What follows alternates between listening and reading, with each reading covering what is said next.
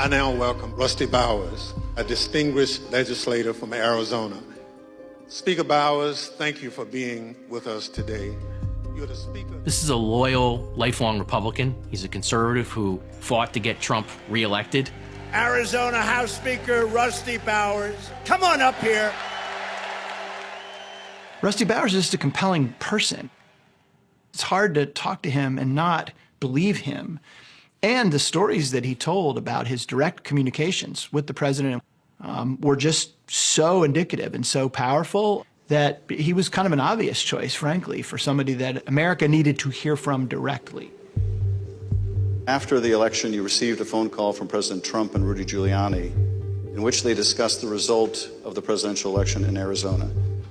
If you would, tell us about that call. The president initially laid out the broad claim of fraud across the country. It named different states, including my own. What was the ask during this call? He was making these allegations of fraud, but he had something or a couple things that they wanted you to do. What were those? He said, well, we have heard by an official high up in the Republican legislature that there is a legal theory or a legal ability in Arizona that you can remove the electors of President Biden and replace them. Well, for them to say to me, yeah, we just want you to throw out those electors and put in Trump's. I'm thinking, have I gone to another planet? I mean, it's like, what? I'm not going to do that. I mean, I wanted him to win. Okay, so what? I'm not going to cheat. I'm not going to cheat to win. What's that? I flat out said, you're asking me to break my oath. I swore an oath. I'm not going to break it. Period. Not going to break it. I said, well, if you're talking this, I got to have the proof. I said, Rudy, do you have the names of the dead people who voted? He goes, yes. And do you have the names of the 200,000 illegals who voted in our election? Yes. I said, I want those names. And the president says, Rudy, give the man what he wants. Give him what he wants. He says, yeah, we've got him, Mr. President. I'll get him to him. In the criminal indictment, Jack Smith saw the call as evidence of a crime. The defendant and co-conspirator 1 asked the Arizona House Speaker to use the legislature to circumvent the process by which legitimate electors would be ascertained. If you are calling a state official and you're asking them to nullify lawful votes and to replace them with unlawful votes, that is squarely within federal statutes regulating election conspiracy. Not long after the call, Rudy Giuliani himself arrived in Arizona. Did you meet with Mr. Giuliani and his associates while they were in Phoenix? Yes, I did, sir. There was a row of people, and Giuliani and Jenna Ellis, I recognized them. And I sat down on the opposite side. I just said, did you bring me the proof? And he said, what? I said, do you remember our phone call when you said you were going to bring me the proof? And he said, oh, yeah. I said, did you bring it?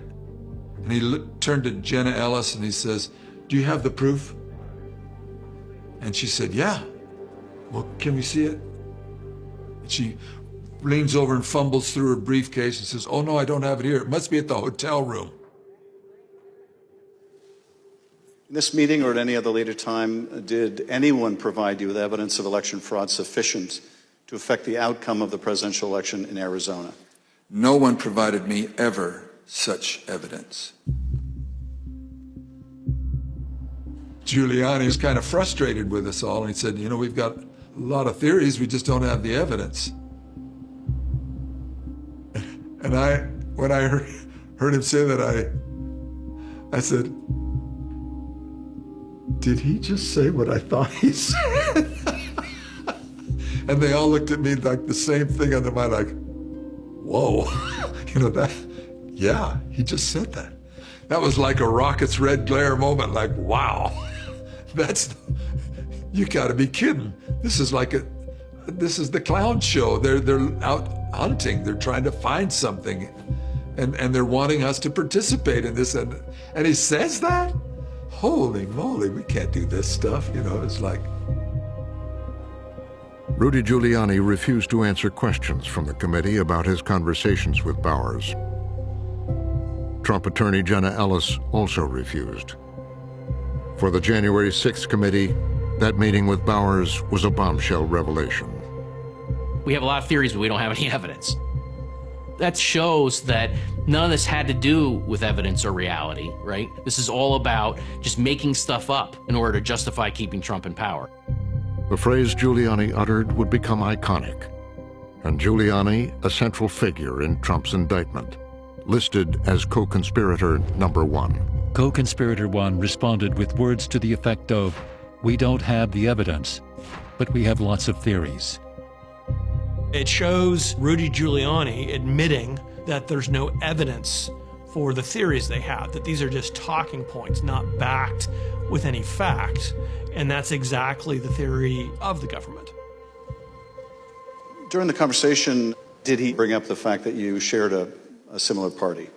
He would say, aren't we all Republicans here? I would think we would get a better reception. I mean, I would think you would listen a little more open to my suggestions that we're all Republicans. For someone to ask me to deny my oath and just let the courts figure it out, or let somebody else punt it to someone else, is not something I will do. What you have to understand here is that Rusty Bowers, this guy who worked for Trump, wanted Trump to be reelected in Arizona, worked for Trump's reelection, is given a choice. He can choose between his oath to the Constitution or President Trump, and he stays loyal to the Constitution. That is, in effect, the choice that he's given. Even in the past, when there have been serious Rusty Bowers speaks with a moral and legal clarity that's very necessary to understand. We choose to follow the outcome of the will of the people. It's my oath.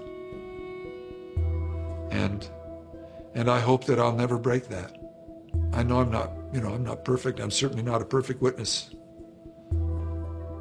But I am a witness. And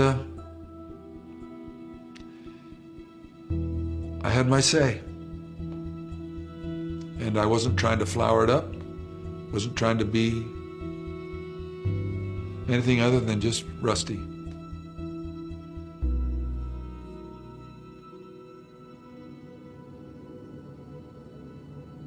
Rusty Bowers is now a key witness on a central charge of the indictment.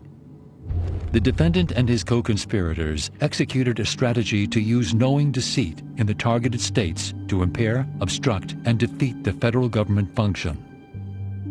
In their filings, Trump's lawyers have argued he is immune from prosecution because he was doing his job as president when he worked to change the election results. The indictment is based entirely on alleged actions within the heartland of President Trump's official duties, or at the very least, within the outer perimeter of his official duties. The former president has a motion claiming that he is immune from criminal process with regard to these charges which involve his official acts as President of the United States. As President Trump is absolutely immune from criminal prosecution for such acts, the court should dismiss the indictment. Donald Trump's legal team suggesting that even a president who had a political rival assassinated could still be immune from criminal prosecution. The federal judge presiding over the case has already rejected Trump's immunity claims, saying a president is not entitled to a lifelong get-out-of-jail-free pass. The questions being raised right now regarding presidential immunity are absolutely key to the very foundation, the very philosophical foundation of this republic. Because if you take an oath of office in the United States of America, you're swearing an oath to our system of government. And so if a president is not subject to that system of government, if he's not subject to that code of laws, we don't have quite the republic that we thought we had. An appeals court is now considering the question of immunity. Whatever the decision, both sides could appeal to the United States Supreme Court.